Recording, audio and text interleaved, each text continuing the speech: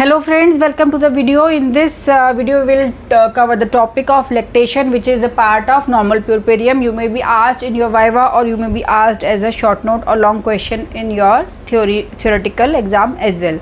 So what is lactation? Lactation is the nursing of baby by a mother, breastfeeding. It is a lactation, and the secretion from the breast is they are beneficial for the child, and lactation occurs after this breast milk. Lactation can be divided into colostrum and breast milk secretion. So this colostrum is for initial 48 hours, and after this 48 hours is the milk secretion. So first of all we will discuss about this colostrum because it is very essential for a child to get this colostrum from the mother. It is very much beneficial. And what are the differences of this colostrum from milk? So first of all, the composition. The colostrum, it has more of proteins. Proteins are high, and all the things, fat, carbohydrate and water, they are all less as compared to the milk. Only protein is very much high, and it is also rich in antibodies and fat globules. It is a very essential thing that has to be given to the child, and the colostrum is secreted from the breast. During pregnancy also amount is very less. After delivery this colostrum for initial 48 hours are secreted. It is serous fluid, yellowish in color, and sometimes in the society it is a trend that this colostrum is to be discarded. Okay, so when a woman is pregnant and she is coming to you during her antenatal care, you have to sensitize her about the importance of this colostrum. This is very important, and if you tell her repeatedly that you have to start feeding as soon as the child is born, you will not discard this initial 2 days breast discharge, breast secretion, and it is very much helpful for the child. It has got good amount of antibodies, good amount of protein and fat globules. So this is very important to sensitize the woman when she is in her antenatal period. And after 48 hours there is a milk secretion. So this colostrum may be asked in obstetrics your question, and it may be asked in your PSM and also in your pediatric exam also. And what kind of antibodies are present? It is IgG, IgA, IgM. They are present, and humoral factor like lactoferrin. All the three, IgG, IgA and IgM, are present, and humoral factors like lactoferrin, they are all present, and they provide the immunological defense for the immediate newborn. Also, because of this fat globules, although the amount of fat in this secretion is less as compared to milk, but the fat which is present, it is in the globule form. So it helps in the it has a laxative action, and it helps in the intestinal motility of the newborn infant. So it was all about colostrum. It has not to be discarded, and immediately after childbirth it has to be, the child has to be put on breast. Now coming to after 48 hours there is a milk secretion. So first of all, physiology of lactation. There are 4 stages. First of all is preparation of breast. It is occurring during pregnancy. Second is production of or secretion of milk. It starts 48 hours after delivery. Then this produced or secreted milk has to be ejected, milk ejection, and this is not a one time process. It has to continue till mother nurses the child. So continuation, maintenance. continuation or maintenance of lactation. Everything has got their own names. So this is preparation, it is called as mammogenesis. It is taking place during pregnancy. Throughout during pregnancy we have seen how there is a increase, changes in the breast that are taking place during pregnancy. There is increase in the alveoli and ductal system also. So this is preparation mammogenesis which is taking place under the influence of prolactin and estrogen and progesterone. Although the prolactin level are high during pregnancy, the milk secretion has not started because of the influence of estrogen and progesterone during pregnancy. After delivery, what is happening? This estrogen and progesterone, they are taken away, and the prolactin then starts producing or secretion of the milk. So this milk secretion, it is also called as lactogenesis. Lactogenesis, it is taking under the influence of hormone prolactin. So this is mammogenesis, preparation of breast. Then lactogenesis, production or secretion of milk.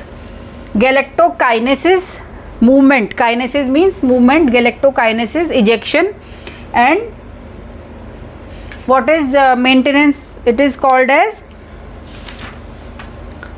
galactopoiesis. This continuity or maintenance is called as galactopoiesis. So this can come as a question in your exam. So this lactogenesis that is taking place under the influence of prolactin, and this increased prolactin is also the reason behind the lactational amenorrhea that is taking place. So first of all, I will tell you how increase in prolactin will lead to anovulation and amenorrhea. This increase in prolactin has got three mechanisms. First of all, it decreases the GnRH hormones. Okay. Then there is no LH surge.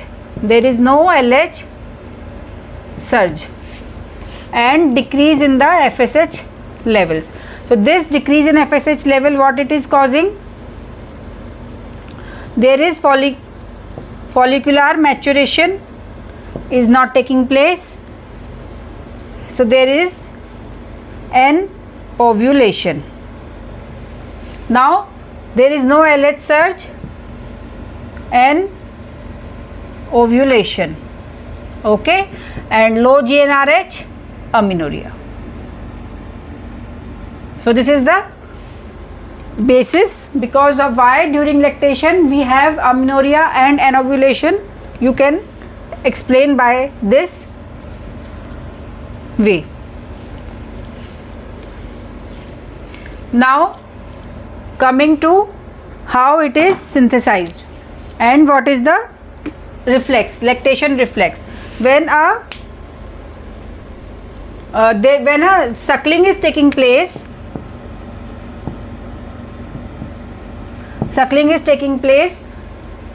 then it has from the sensory stimuli through T4 to T6, T4, T5, T6, it is being carried to the cortex, and from there hypothalamus and then posterior pituitary oxytocin is released, and this suckling sensory reflex also it is causing increase in the prolactin level.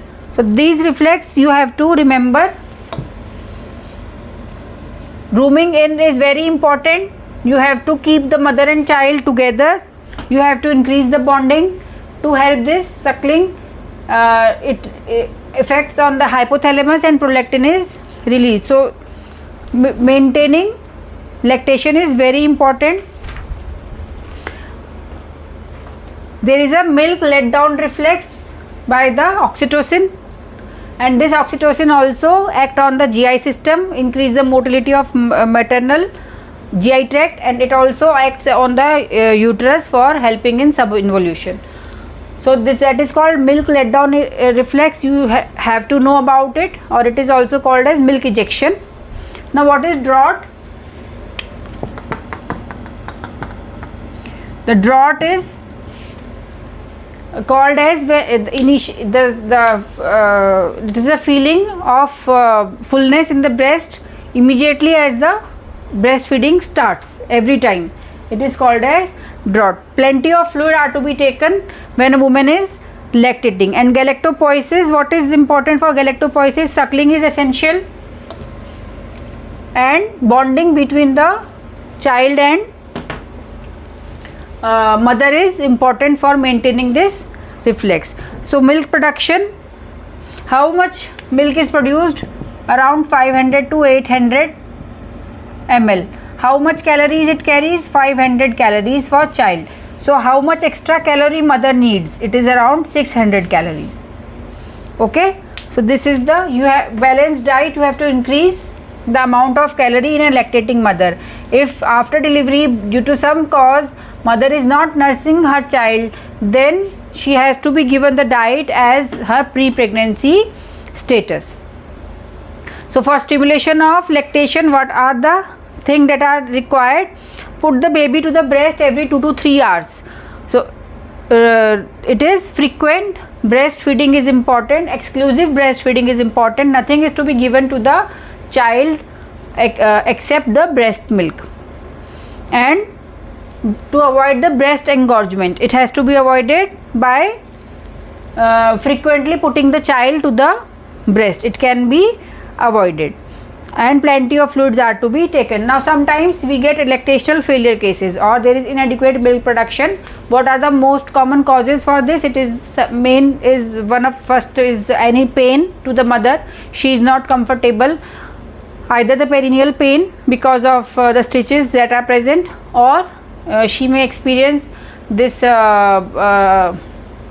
pelvic pain, and also she may be psychologically upset. In that case also there is a lactation failure.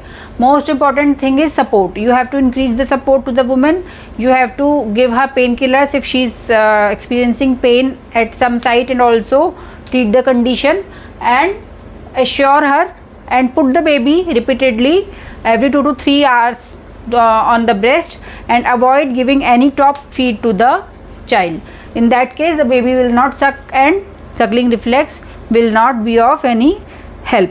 All medicine, metoclopramide can be given, but initially you should go for the comforting the woman and improving her morale. So these metoclopramide is a drug that can be given. Now if suppose a woman has given birth to a either stillbirth has taken place, or in early neonatal period the baby has expired, or because of any other medical condition your mother is not supposed to feed the child, then in that case you have to go for lactation suppression. In that case what you are going to do, either you can give her medicine or you can go for physical method. So physical method, you have to give her tight breast bandage, and you can give cold compresses and also painkiller. So for 2 to 3 days you will not express the milk. Tight bandage, no expression of milk, and painkiller, ibuprofen or paracetamol may be given, and cold compresses can be given. So this reduces her milk production over a period of 2 to 3 days. So this is a method that has to be preferred, and in some cases medical drugs can be given, that is bromocriptine can be given for 14 days, or cabergoline can be given a single dose. But they have, bromocriptine have got its other hazards, like she may develop a stroke, she may develop ischemia, myocardial ischemia. So it is better to be avoided, and physical methods are to be used first to suppress the breast milk. So breast milk is in case if the child is born prematurely, what is important?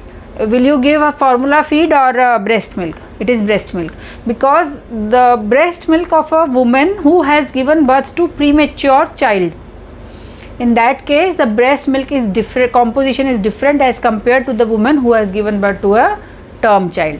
And that change, that natural change that is occurring in a mother's breast milk composition is beneficial for premature infant. It is easily digestible by the infant, and the complications like this ketonuria and all other complications that occur because of this formula feed, they are seen less frequently in premature infant, those who are fed mother's breast milk. So this was all about lactation. In next video we will discuss about the management of puerperium.